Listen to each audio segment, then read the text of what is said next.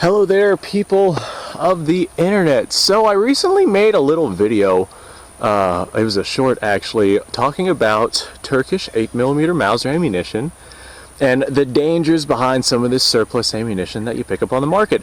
And I got a bunch of comments, and I figured I'd go ahead and I'd make a little bit of a video going more in depth on this information. A lot of people on that video, despite the fact that I said that this stuff was okay to be fired in bolt-action rifles, they would tell me I fired this through my VZ-24 or Kar-98 or insert bolt-action rifle here. And it ran just fine, so there's no worries. And I was like, yeah, through a bolt-action rifle, especially a strong Mauser action rifle, then this stuff will probably work all right. Now, I wouldn't recommend getting yourself like one of those converted 8mm Mauser Carcano rifles. I'm not sure how strong the actions on those would be whenever you launch something like this out of there. So before we get started, this ammunition and the rifles I use are not free. In fact, they're quite expensive. If you'd like to help out with my work, links to Utreon and Patreon are in the description below. That will definitely help me make more content more often. This is a World War II Kar-98, and it looks like I gotta tighten this screw. Let's see, what do I have to be able to tighten this? I'm going to see if I can use this stripper clip to tighten down the screw on that Mauser. But that's a World War II Kar-98. This is a 1944 production. Well, I'll be damned. It actually worked. But this is a 1944 production. Is this too bent to be able to use? Let's find out. And I fire Turkish surplus ammunition through this rifle pretty regularly, and there's no problems with that. A lot of people on the comments, they'll tell me, you know, I picked up a bunch of this stuff and I fired it through XYZ rifle with zero problems. And I'm like, yeah, alright, no worries then. If you're firing it through a Mauser action, you're fine. The main point of the video was me telling people don't fire it through things like semi-automatics, and then I get, you know, jokers that come through and they're like, alright, I'll just fire this through my MG42 and I'm sure it'll be okay. And I'm like, hey, that's the opposite of what I told you to do. Of course, the MG42 is a roller delayed system, so I'm not sure how much that would affect it, but if you had something like a G43 or a Hakim or something with a gas-operated system, then you might not want to fire this stuff out of that. In fact, I have seen catastrophic failures of rifles like that just because of this particular ammunition. Now this is one of the things I wanted to address. There were a lot of people that went down into those comments and they're like, yeah, it's hot ammunition, but the Turks originally designed it to be that way. Well, this is 154 grain projectiles, and it was not designed to go as fast as it does. Shout out to my main man, 8mm Mauser man. Great guy, great YouTube channel. Go check him out if you haven't already. But he chronographed this stuff to see how fast it was going, and this stuff clocked in at just under 3,000 feet per second. That is some spicy 8mm ammunition. I don't care what anyone has to say. That is zipping. Now that has to do with powder degradation inside of these projectiles. Well, inside of these cartridges. These were stored improperly, and the powder, just the actual chemical composition of the powder itself, broke down in these improper storage climates. And as a result, the pressure curve is much higher than it's supposed to be, and the pressures are much higher than they're supposed to be as a result. And as a result, the projectile goes way faster than it's supposed to. Now, in the comments, I saw people saying, so older gunpowder means it's more powerful. And I'm like, yeah, under the right circumstances and the right storage conditions for X amount of decades, then yeah, I guess in this particular case, that is the case. However, just because it's more powerful doesn't mean that it's something that you necessarily want to use, especially in anything besides a very strong Mauser action.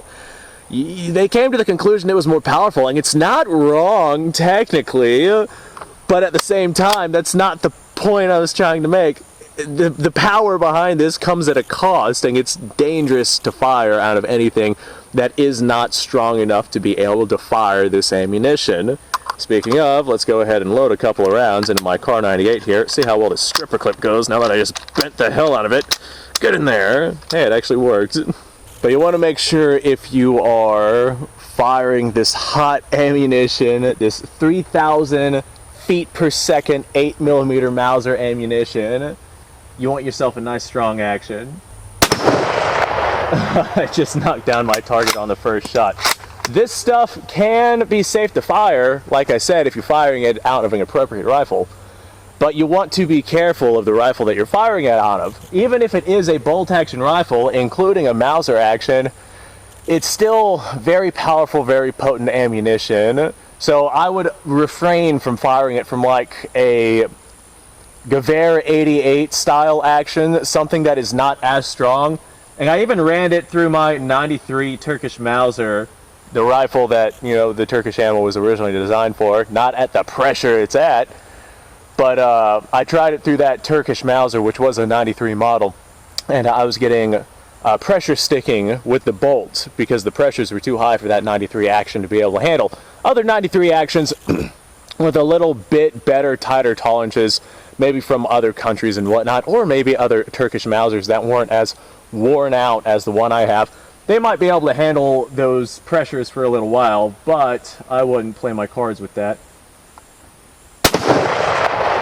Ah, goodness. This is some potent ammo, dude. Ah. Man, that poor steel has been through so much. I'm gonna hit the corner, see if I can get it to stand up.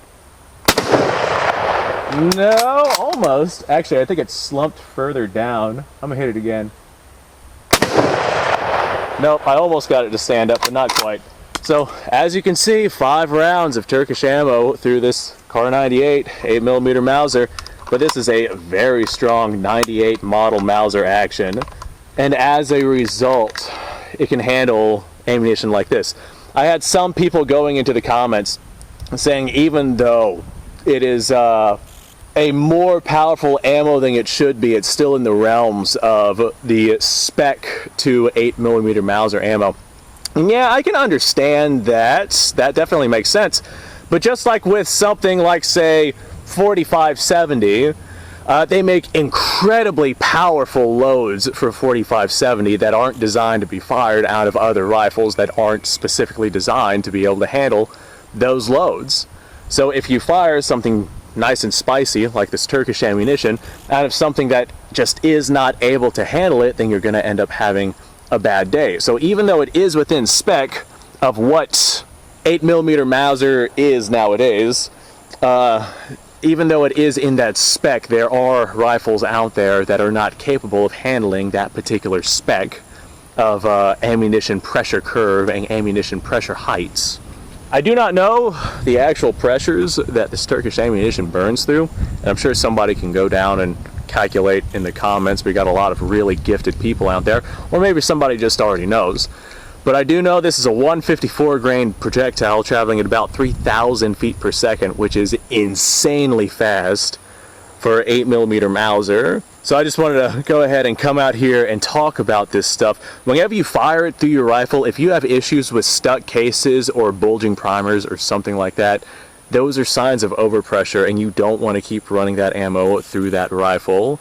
Now there's people out there who will say, I ran it through a Turk Mauser, no problem, you know, no issues whatsoever. Well, remember that this particular Mauser is a 93 pattern, not the 98 pattern. And this is a particularly old 93 pattern, so I'm not sure what this rifle has been through, and I'm not sure of the tolerances that this rifle still has or still does not have. And as a result, just that little bit of leeway in the chamber might cause overpressure issues. But I do know that I do get stuck cases with Turkish ammunition in this Turkish Mauser, and I don't get that with any other 8mm Mauser ammunition. So that also tells me it's burning hotter than normal ammunition, and I can vouch for that being the case. Well folks, thanks for watching. This right here was just kind of a little caveat spin-off to the video that I had made before. I wanted to make something a little bit more in depth and, you know, show me actually running these rounds downrange, and my Kar 98 did not explode. Now if I had a Hakim, especially one that wasn't gassed properly, or a G43 which is overgassed to begin with, or something like that, then I would imagine that this ammunition would cause a pretty damn catastrophic failure. That would be, I want to say, interesting to see how one of those would actually fail with this ammunition and just how catastrophic it would be. But I know I'm not going to volunteer to pull that trigger, so I would not recommend doing that yourself either, not unless you have yourself some kind of what's the word I'm looking for? Protection from some sort of almighty divine being. And I'm sure I'm going to get somebody down below who says, I fired some of this stuff through XYZ semi-automatic platforming. I live to tell about it. Congratulations. I'm curious to know how much of it that you actually fired. So let me know what you guys' thoughts are down below in the comments. Besides that, like, subscribe, share, description below, links, go check it out. You guys go off, have a fantastic day. I'm going to go make myself a cup of coffee. That sounds really good right now. Cup of coffee and maybe a solid nap. You guys go off, have yourself a fantastic day.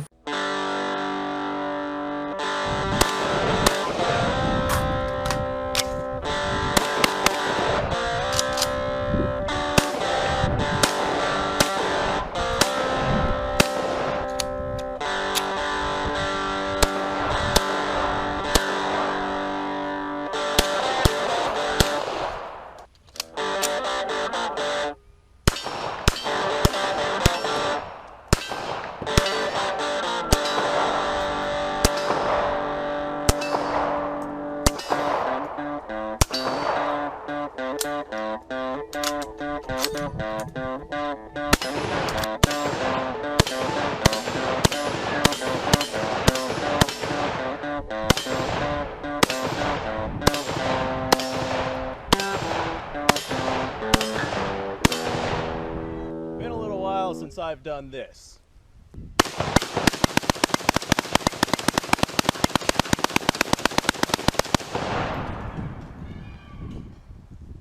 Bonnie and Clyde be damned. The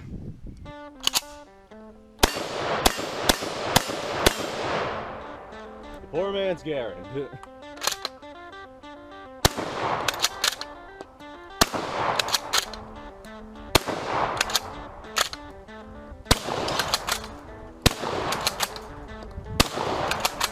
It's a shame that bolt-action shotguns aren't more mainstream.